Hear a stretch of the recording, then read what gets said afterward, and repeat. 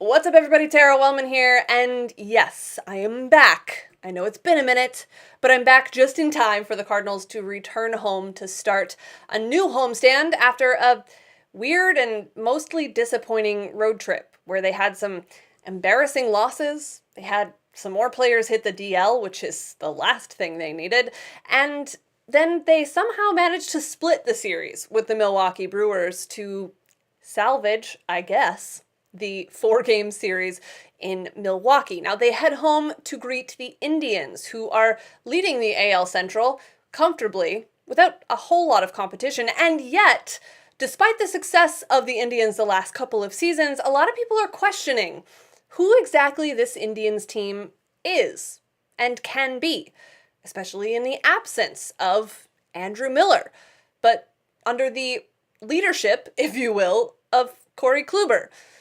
There are a lot of pieces to the Indians' puzzle right now, and if you ask today's guest, Stephanie Liscio, she will remind you that this is traditionally a second-half team. So maybe all the worry up until this point is for naught. But that is one of many questions we will answer for you on this series preview.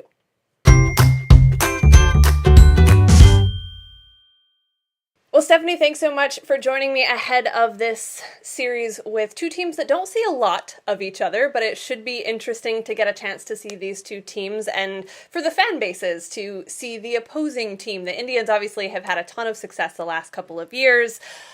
Let's just sort of start with what the expectations were for this team and what we've seen so far in the first half. How would you describe this Indians team based on kind of what the expectations were?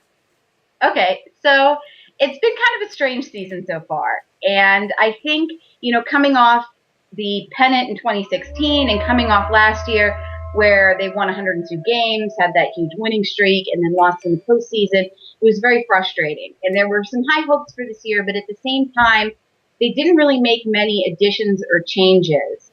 And especially when it came to the bullpen, which you always, bullpens are volatile from year to year. You always got to kind of keep an eye on that. And they lost Brian Shaw to Colorado, who isn't having a great year out there to begin with. But they really have been, it's been sort of a feast or famine team. The beginning of May was very rough, around the end of April too. The bullpen was literally like a rag and a match and a can of gasoline. It was just, every day was just a new adventure. I mean, there were games where they had 6-7 run leads and the other team would come creeping back because the bullpen. I mean, we used to joke like there sounds was like very familiar. we'd get up by 10 runs and we'd be like, "Is this a bullpen safe lead?" And we're like, "Kinda, maybe." But knock on wood, that's sort of stabilized a little bit. The offense has been at many times amazing, like today, like this whole past week. And then at times it's been like they've struggled to get 3 or 4 hits. And there was a streak back in April where they had, I think, 3 or 4 games in a row where they had fewer than 5 hits. But they managed to win something like 2 or 3 of those games because the starting pitching in particular, has been strong. They are at the moment, unless someone passed them by today, they've used the most innings by any starting staff in baseball. They've used the fewest bullpen innings, which the way the bullpen is pitched is a good thing. And they've lost Andrew Miller to injury. Cody Allen, their closer, he's been good, but he hasn't been quite as good as he's been the last couple of years. And then the one player that has been been a couple that have been really special players so far, but Jose Ramirez. I mean, I think, like I said, unless someone passed him by this afternoon, he was in a 3-way tie, leading in home runs, and he's tied like Mike Trout. And it was he was always maybe never perceived as a top prospect, and for him to have not just succeeded in the majors, but to be, playing at like a star level kind of thing, has been a very nice surprise for folks. And then Francisco Lindor has had a good year, and so has Michael Brantley. So let's talk about Ramirez a little bit because, a guy has a year like this and you're in the same conversation as Mike Trout or JD Martinez, and all of a sudden people are going, whoa, hold on.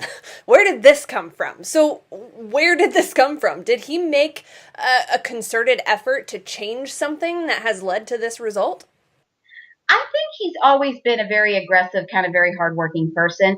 He's been a good hitter the past couple years. The power numbers, the only thing I've seen is that, I mean, he's got like a very compact kind of tight swing. And, and obviously whenever there's a player who's especially a smaller player, there were rumors earlier this year, I think it was maybe a few weeks ago, he got that he had tested positive for PEDs and maybe a suspension was coming.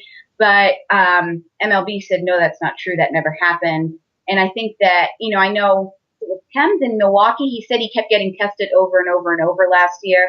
So I think anytime there's someone that's doing something that's kind of amazing, there's obviously, I mean, just because of the past of baseball, is going to be some suspicion there. Yeah, it's interesting how quickly you can go from somebody that baseball didn't really pay attention to somebody that everyone's like, obviously, there's something else going on here. Right.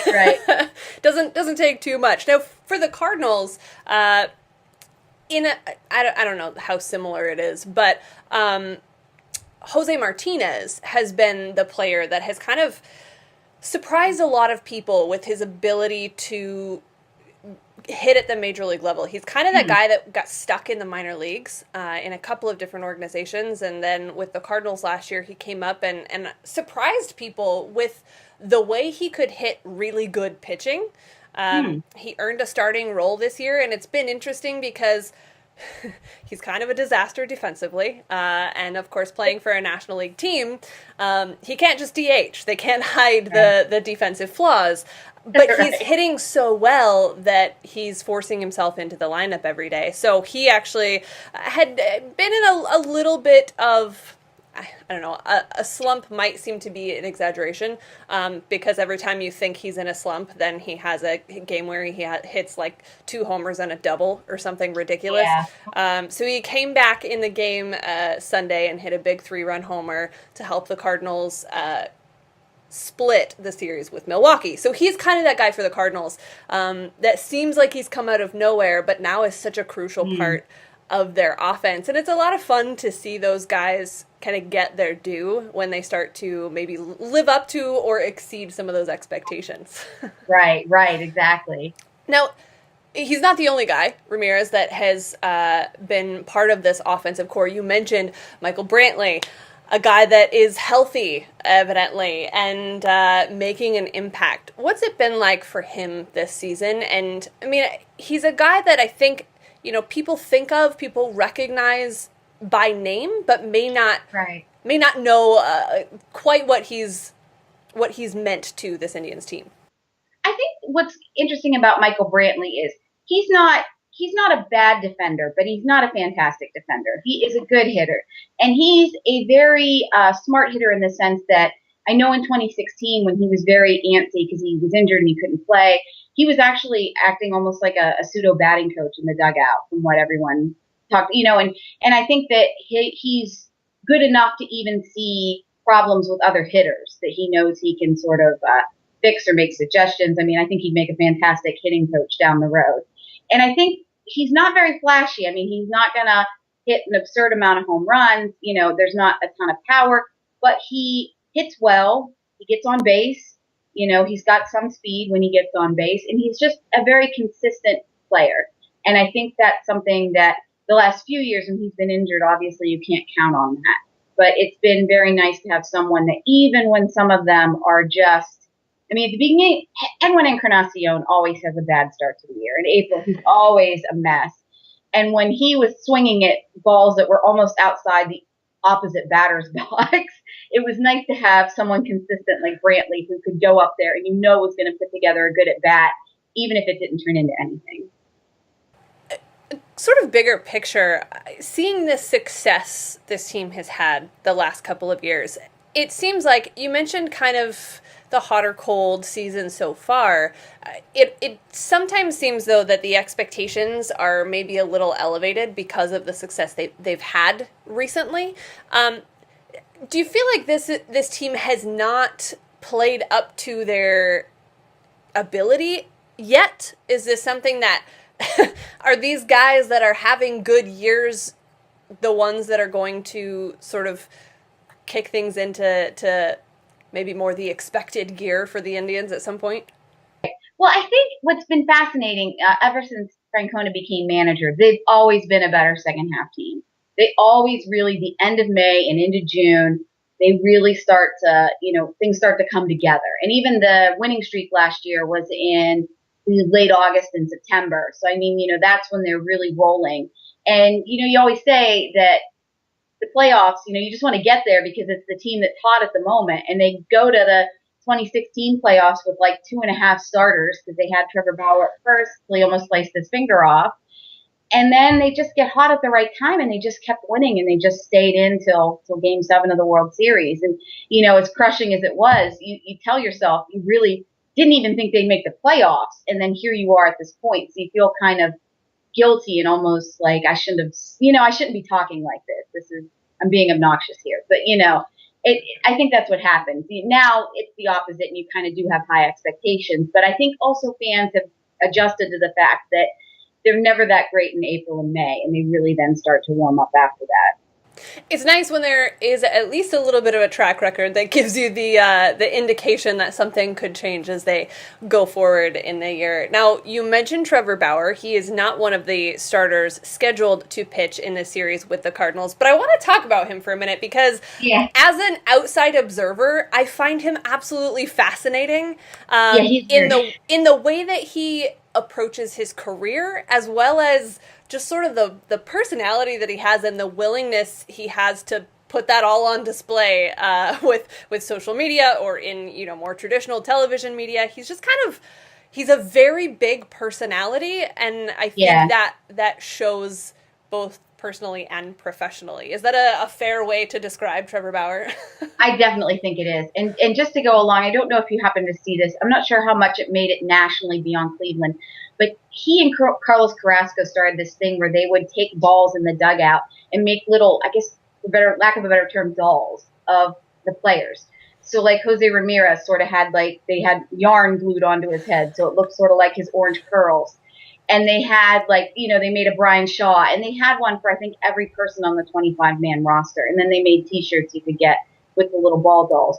But Trevor Bauer would literally bring looked almost like a crafting kit into the dugout on his days off, and he would make these dolls, and they'd be like, "Oh, who's today? Like, who's he working on today? Oh, that's Michael Brantley," And it was a very strange thing, but it was kind of very cool thing that and I think they auctioned him off for charity in the end, but you don't see that normally with normal major league players. They're not sitting head down on the bench with glue and yarn and googly eyes and whatever he was using for them. Yeah, that's just very, like I said, larger than life personality. Yeah. Kind of the guy that you're like, what, for real? This is what's happening. Right. But he's also, it seems like he's that sort of ingenuity and that sort of creativity comes into play in his baseball career as well. He's a guy that has really spent a lot of time. We talk a lot about analytics and about the way that the game is changing. He's embraced that, I think, as much as any baseball player can in how he's tried to make himself better. Right. And that's one thing I will give credit with the Indians coaching staff. I think they've really let him be him. And I think that wasn't really happening in Arizona. And I think it took a while to get where it is now, where they're sort of working with each other and helping each other in the best ways possible. But, I think that without them sort of saying, all right, you can do this strange long toss in the outfield before the game. And, all right, you can do this and you can do that. And he's also, again, knock on wood, been fairly durable. He can throw a lot of innings. He doesn't have a lot of injury issues. And I think, if this is what's working for him, then they absolutely should let him keep doing what he's doing. Yeah, I imagine it's sort of a weird line for an organization to have someone who is so extremely proactive about their own career that they're not just like, I don't know, I'll do what the coaches tell me, but instead they're like, no. Here's what we're gonna do. Right. Because when Colby Rasmus was with the Cardinals back in the day, there was some of that weirdness going on where there was this sort of conflict between what he wanted to do or what he was being told outside of the team compared to what the team was telling him. And it can create a weird gray area where you're not really sure whose voice to follow. Right. So with Trevor Bauer, I see that same sort of thing, but the Indians seem to have found a way to let it all work. Maybe it's just because he's pitching well, so they don't worry about it. Right. I think also he's been there long enough now that everyone's used to each other. And I think the catchers got used to him too, because I forget who it was. Montero, was it, that was catching him in Arizona that really tangled with him? And I remember when he was first traded to Cleveland, Carlos Santana was still catching at that point before they moved him to first base. And he said, well, good luck to Carlos Santana, like kind of. And Santana was like, we'll be fine. It's just, don't worry about us, you know. And I think that, too, you know, when you're getting hostility from your catcher and pushback from your catcher, that's not going to work so well either. Yeah, that's not a very healthy relationship for a starting pitcher and a catcher, I don't think. So let's talk a little bit about the pitchers that we will see in this series. It'll be Mike Clevinger against John Gant in Game 1 on Monday, which... Interestingly enough, I always have to bring this up when I talk about John Gant, and I had to when I saw the bio photo for Clevinger with the hair. Because John Gant had that hair at the Winter Fan Fest, Winter Warm-Up thing that the Cardinals do, and then he buzzed it all off. Wow. This drastic change when he came to spring training, and I personally was quite devastated because the hair was fantastic. Because he had a good thing going, and I was worried that it was going to affect his pitching. It really hasn't. But John Gant is a guy that's starting in place of the now injured Michael Wacha. The Cardinals have had more injuries this season than I can possibly recount, and it would be really boring, and no one would really care to listen to that list. But the injury list seems to grow by the day. Michael Wacha is the latest victim with a bit of an oblique injury. That's a bit of a problem as far as the depth of the Cardinals organization. But John Gant has come up and made a couple of starts in place of injured pitchers so far this year. This is not unfamiliar territory, and he's been pretty phenomenal at the AAA level. He's been okay, not spectacular out of the major league rotation, but he'll get that start. Then Game 2, it is what should be the marquee matchup with Kluber going against Martinez. Martinez has not looked great his last few times out since coming back off of the DL, but this is one of those pitching matchups that if it isn't a classic pitcher's duel, I'm going to be thinking what could have been, because Martinez pre-injury would have been really fascinating to put up against Kluber. And then it'll be Bieber versus Flaherty in the third and final game of the series. Flaherty has been phenomenal for the Cardinals. I think he struck out 13 in his last start. And the Cardinals lost that game. He gave up 1 run and was throwing a no-hitter through 6, and the Cardinals lost. That's how bad their offense has been. But nonetheless, that's the starting pitching matchups for this series. Obviously, we know what Kluber has been. What do you expect from this trio of guys out of that starting rotation in this series? I mean, these are 3 that I would trust. Bieber, I mean, this would only be, I believe, his 3rd or 4th major league start at this point. But, I mean, he's one of the,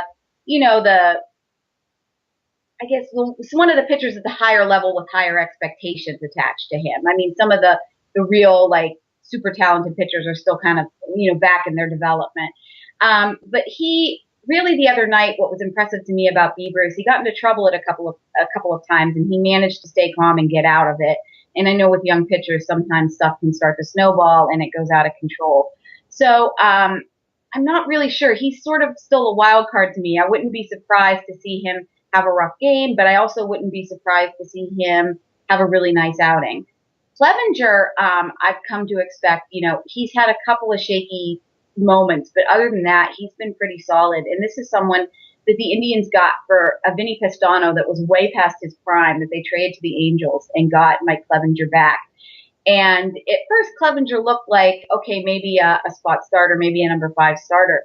But he has really worked the last couple of years and really made a lot of improvements, and he's been pitching very well so far this year. And Kluber, he's had some problems on and off the past year or so with his back. And he had a bad start. I think it was 2 outings ago. He didn't, I think he lost. It was only his 2nd loss. And because his first loss was opening night against the Mariners, and I think it was like a 2-1 game. So he really gave up a home run with someone on base, and then that was it. But they didn't get any hits. So, like you were saying, there's not much you can do when your offense isn't really chipping in. And it seemed like it was a one-off because then the other day, it was actually he pitched in the day game against Chicago, and he pitched a one-hitter like into the seventh inning. So he's this year been better than I've seen him. I mean, even better than last year. I guess he had this stretch during the winning streak where he was just on fire and looked incredible. And I mean, he went on to win the Cy Young. And I know there's, Verlander and Garrett Cole are both having great years as well. But I think if what's taking place right now continues, I don't see how you cannot put Kluber in that conversation as well. When I love, for example, when Carlos Martinez is healthy and he's pitching well, I often tell people that even if he did not play for the team that I watch all the time, I'd want to watch him pitch because he's so fascinating in the way that he gets hitters out. So when you watch someone like Kluber, what is the most interesting or the most captivating part of how he approaches any given start? He really, it just seems like a lot of times he manages to really baffle hitters, and you've seen guys say, I think it's coming in, it looks like a ball, and then the bottom falls out of it. Or, I mean, it looks like a strike, it looks like it's right down the middle of the plate, then the bottom falls out of it, and I don't have a chance.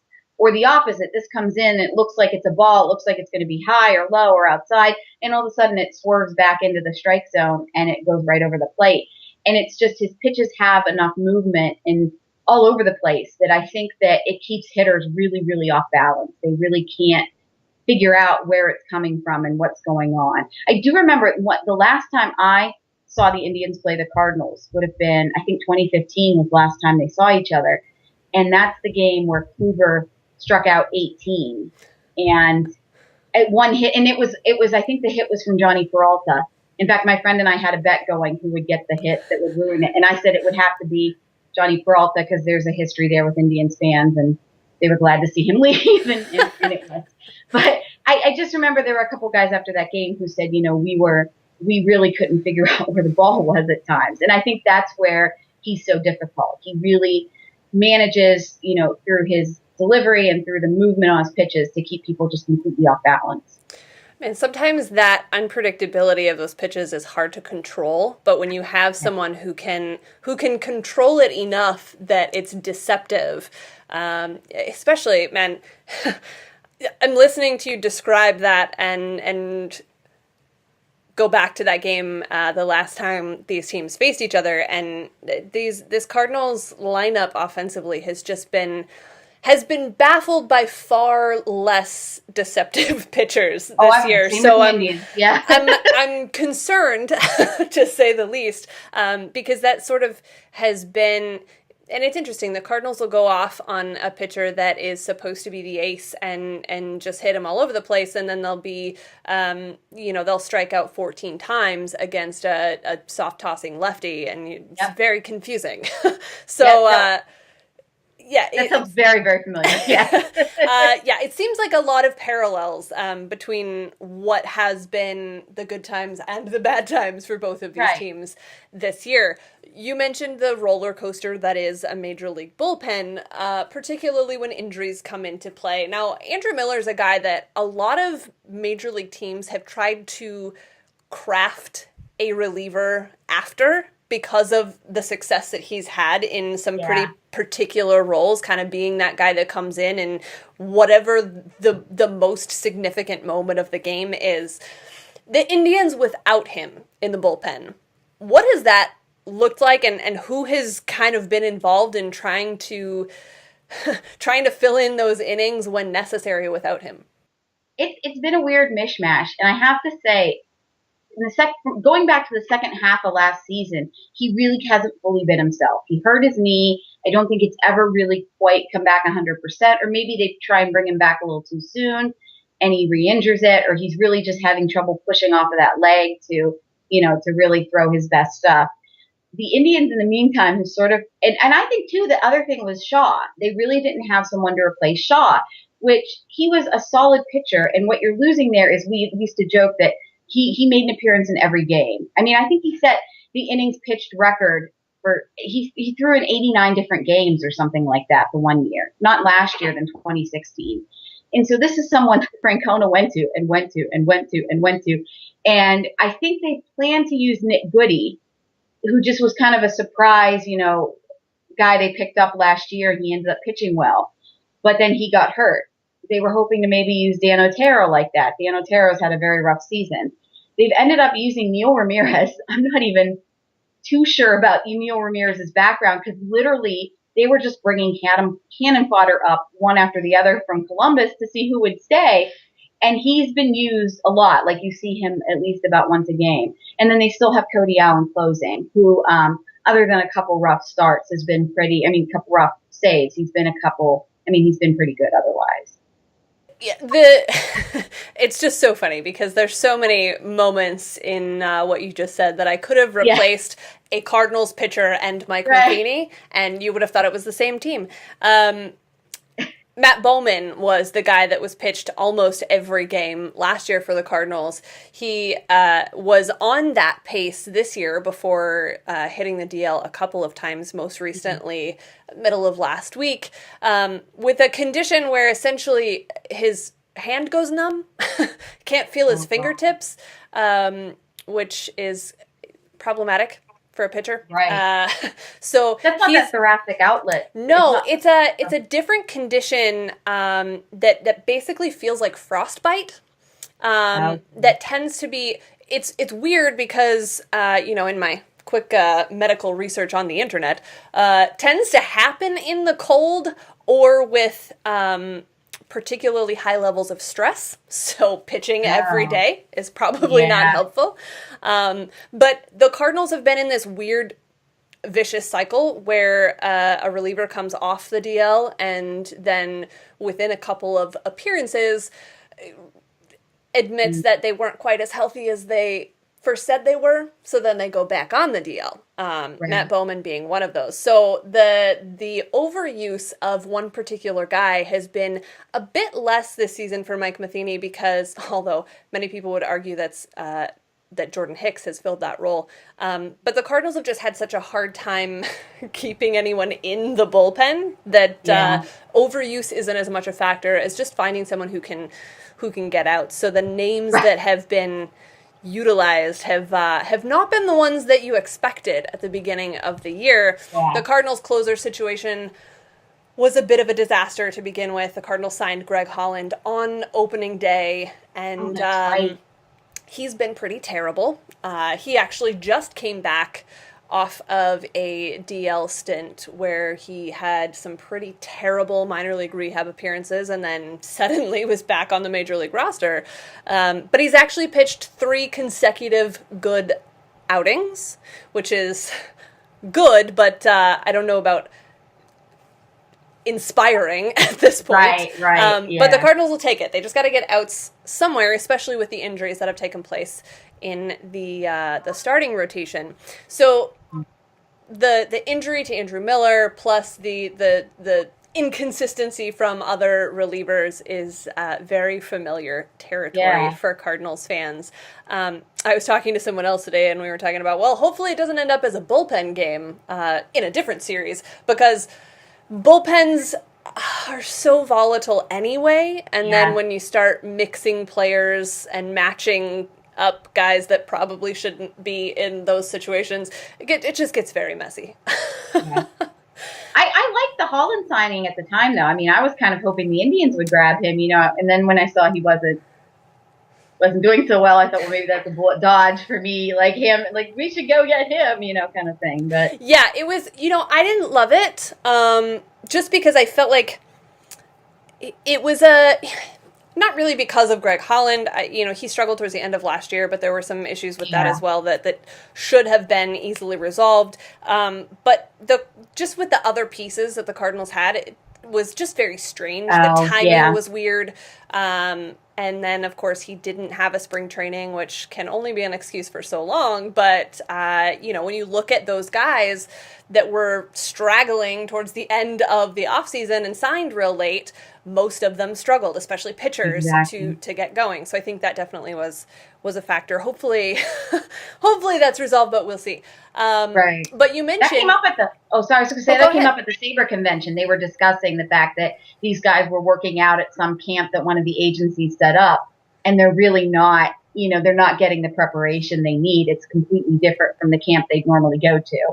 It's a And really it's a really interesting sell, I think, on the part of agents for these guys who, sell it as, well, they've been working out, they've been throwing, they've been doing all of these things that try to make it sound like it was a normal spring training. right, But then when they struggle, the fallback is, oh, well, they didn't have a normal spring training. So yeah, it's obviously not quite as comparable as they would like you to believe. And I think you right, can see that in the exactly. results of most of those guys who signed really late. Yep. You mentioned thinking that Holland maybe would be a good option for the Indians. As we creep closer to the trade deadline, is there a particular, maybe the bullpen, obviously, from this conversation, is there a particular place that you think the Indians will look to improve, especially because they're in a division that there should not be any problem for them to win. Yeah. But in those situations, you're obviously thinking postseason, right? What do they need to be one of the most competitive teams in baseball? And at this point, where does it look like they might try to improve? I really definitely think they need the bullpen. One person I really liked the Royals closer, Kelvin Herrera, because I mean, his contract's up at the end of the year, but I knew that was going to be very, very unlikely. They dealt with in the division, and then he already went to Washington. So I'm not sure who else they may target. And then since the off season, since at least January, there have been Manny Machado rumors, and I just don't buy that they're as serious as they are. I feel like the Indians are like the bait team, to get someone else to really give up what they want to get or something, and they're keeping the Indians in the mix to see. But I mean, I guess the idea behind that, because at first I was like, where would he even go? Now that you have Ramirez and Lindor on the left side, but the other kind of elephant in the room is Jason Kipnis has never really been the same. He's playing much better over the past week or two, but literally he hit something like 300 or 350 over the last week or two, and it still only brought his average up to just over 200. He's been, settled around 170 something. He hasn't been walking that much. It's really been, and Francona kept him second in the lineup for a very long time, much longer than he should have before he dropped him down.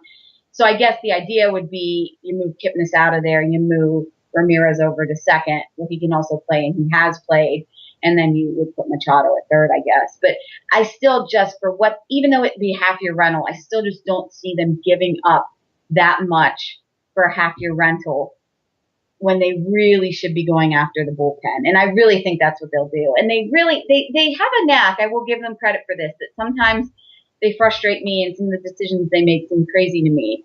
But it seems like they're very good at finding sort of a diamond in the rough.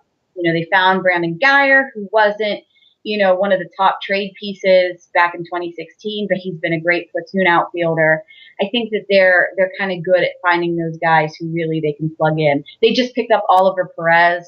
He was I think it's Scranton for the Yankees at AAA, and their bullpen's so full they don't have room for him, and he hasn't thrown Must a be ton of nice. innings.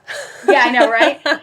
It's a small sample size, but he's really been throwing well in matchup situations since they've been using him. So it's been sort of a good fill-in for having losing Andrew Miller.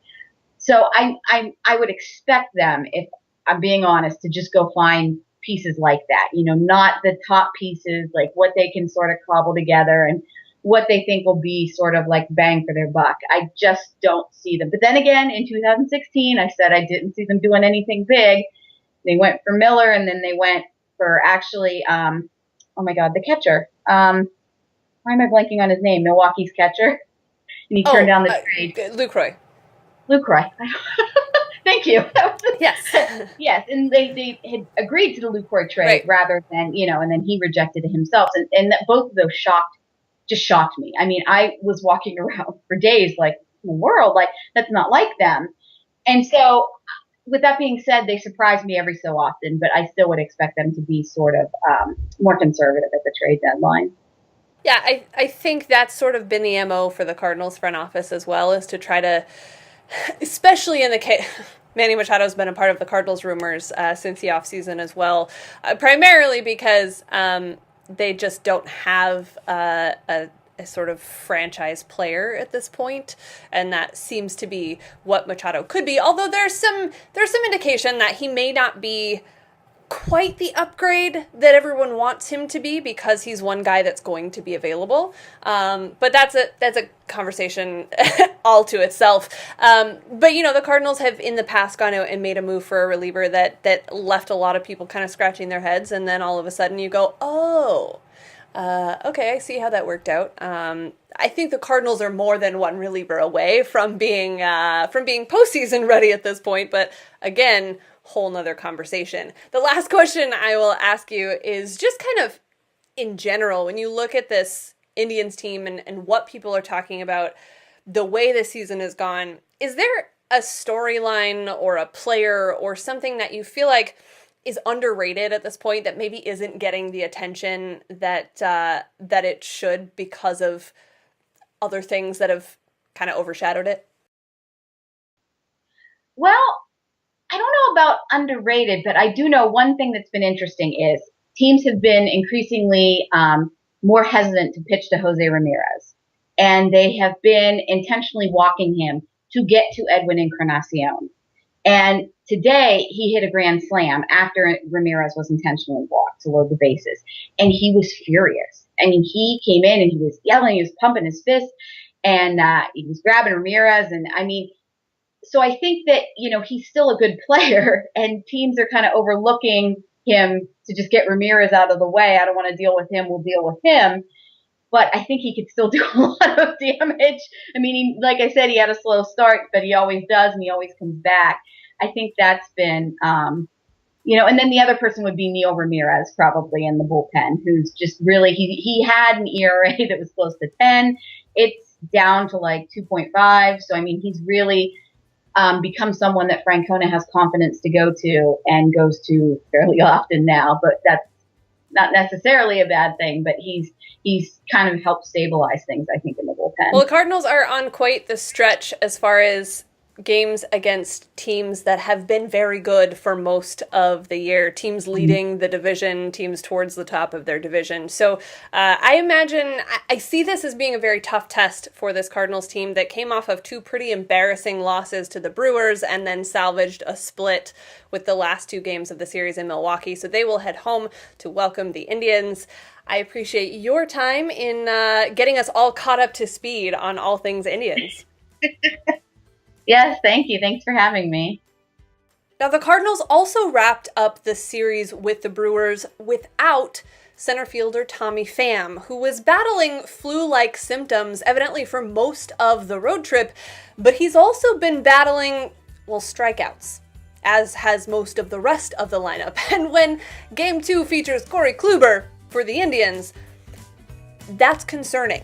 So the Cardinals will look to get back on track. The Indians will look to keep things rolling as they have won 7 in a row heading into the series with the Cardinals. Make sure you give Stephanie a follow on Twitter so that she can keep you up to date on all things Indians during this series.